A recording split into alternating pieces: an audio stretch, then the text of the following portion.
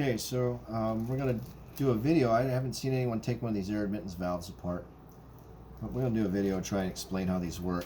And then this will be the final video on this series of air admittance valves, nightmares from hell. But if you look in here, you can see there's a little stopper in here, some spider webs, spider cocoon. And the way this works, I'm going to go ahead and crack this open. You have a rubber valve in here, and then you've got this cover. All this cover does is protects the valve assembly on the top. Okay, so we're going to get this open, and this is just lightly glued on, these things. So we're going to get it to release, hopefully.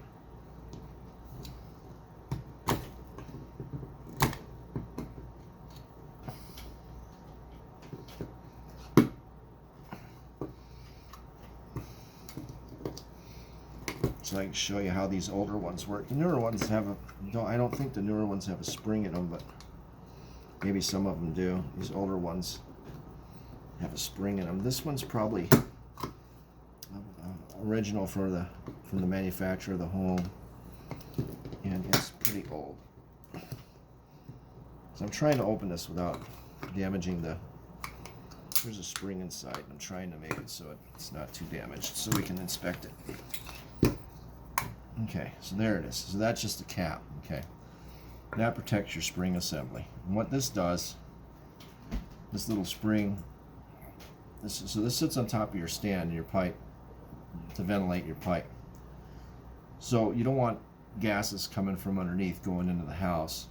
The idea is that this little rubber valve, see it, will go up and down if it has nothing on it and it hasn't deformed, to seal these vent holes, so that when your water is going down the drain, this negative pressure in the pipe will draw down this spring assembly and that flapper valve, that diaphragm, and allow air admittance to go into the pipe system to drain. Now, the reason why these are important is if you don't have these, your P-traps will gurgle, okay? And that's where you're gonna have a problem, because if your P-traps gurgle, water's getting sucked out of the P-trap, which leaves a gap in the P-trap for sewer gases to come up through the P-trap and poison your home.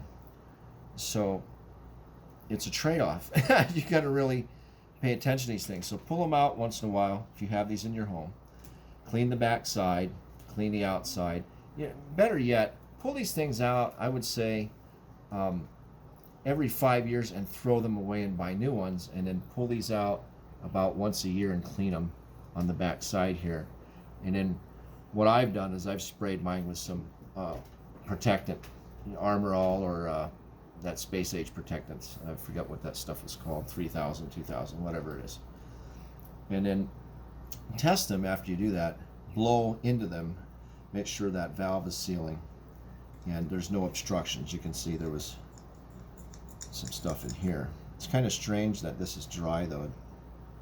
That's kind of strange. Usually they're damp and wet, so odd.